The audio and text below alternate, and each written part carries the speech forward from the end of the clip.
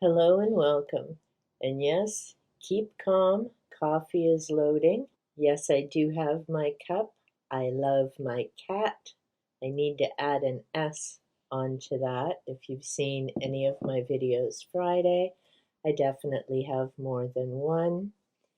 Today, just a quick little so, what happens to my books after my big haul?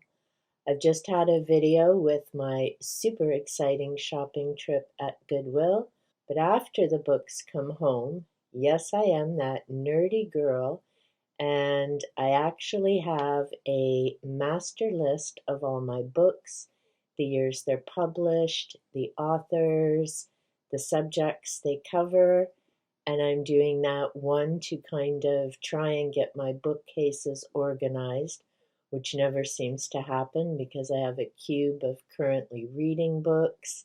Then I'm always pulling books for videos and other reasons. So it's a nice idea to think someday my bookcases will be organized, but hard to say when that'll be, especially since I keep going out and adding to my collection. So here I have one, two piles of my recent shop. And as I say, I've just had a video about all of those titles. This pile, because yes, I am behind on keeping my master list up to date. So I had to gather these books from the different shelves as I need to add them as well. It includes my two UFO books that my husband surprised me with by ordering from Amazon, so I was very excited to receive those. They are already here and Encounter in Rendlesham Forest. I'll be talking about those in June. I have philosophy and the Sophia Code, as well as numerology and the Aleister Crowley box collection. I've talked briefly about all of those in my Indigo Shop video. The Matter of Wales, the Mabinogion, and also Shipwrecks and Legends Round Cape May, along with Making Magic by Edwin McCoy and the Scarpetti Collection by Patricia Cornwell. So some authors new to me, genres I don't typically read. Aleister Crowley I picked up because there's just so much about him out there, and I'm curious about his writings. I've read a lot about the extreme things that he's known for, but there's also another side to that individual, so I'm curious about reading his material and see what I think. I've just picked up The Bone Code by Kathy Reichs. Her work is what the Bones TV series was based on, and the character of Temperance. Patricia Cornwell, the Scarpetti collection seems, I believe, is the same type of genre, true crime, forensic science. So I'm curious to see how those two authors compare in their writing styles and their main character. So, as it's today, a cloudy, rainy day here in southwestern Ontario, it's the perfect day to finally get caught up on getting my master book list completed again. And the nice thing about having to do it now is I've been trying to think things through and get organized, is that what I'm going to be doing is separating that master list because I have a personal goal of reading my personal library, although I keep adding to it if you've seen any of my book haul videos. And of course, suddenly I had 15 extra books because I got caught up in having to read The Wheel of Time. As I go through my master list this time, what I'm going to be doing is dividing it between books that I intend to read and books that are solely for research, as I have some collections that aren't read front to back but refer to type of book.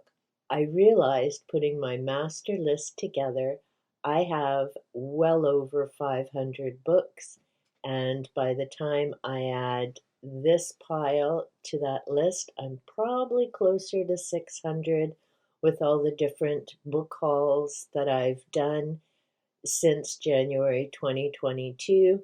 So I need to get that master list updated. I'm curious to see how much of my own collection I have read. I do know that because of the Da Vinci Spiral, which I got caught up in last year around this time, I did manage to read 50 books, actually 50 plus books on that subject, and the vast majority of them, if not all of them, are from my own collection, which is kind of nice. This year, I've been caught up in the banned book issue as I'm going through not only the 24 in 2024 challenge, which is reading 24 books from the banned book list, but I've been looking into the articles specifically related to Canada, the United States, as well as the United Kingdom. And it's, especially having just read 1984, a very interesting issue. I wish I'd been more aware of this a number of years ago. I had a fascinating conversation with someone when I was at the Goodwill thrift store doing my massive book haul, and we got to talking about 1984 and Orwell and the world at large, different articles that I've come across in terms of some books being rewritten, books being eliminated, but also librarians as well as others beginning to speak up about the importance of being able to have access to books, whether they're old school like I do, book in hand, or I know a number of people listen to audiobooks, they read ebooks for different reasons. Some of it may be related to eyesight, some of it's just like my husband related to issues with the hands. So for him, it's easier to hold and read a tablet. But anyway, so I just wanted to give you a quick update and I guess let you know just how much of a nerdy girl I really am. Let me know in the comments down below. Do you keep track of your personal library and publishing dates, things like that? Another great place to be able to do that is on Goodreads, which I just updated prior to making this video. So yay, I am now 20 out of 50 books read this year to reach my book challenge there. It's a great place to see how many books you've read, when you've read them. They also have a neat chart laid out that you can see the publication dates of the books, which is rather fascinating. As I've noticed with mine, there is, yes, quite a cluster at a certain point, but then there's a number of them down in the older dates. If you're interested in some statistics about your own reading and the patterns of that, Goodreads is a wonderful place to check out. I just began using it in January 2022. I honestly wish I had started it much sooner. I'd had an account for years before, and it really is a great way to keep track of your reading and going back to see different things, as well as find out what other people are saying about certain books. So until next time, have a great one. Tiki's suddenly here for a quick visit, so until next time, happy reading. Tiki says, happy reading, and remember, spend time with your cats.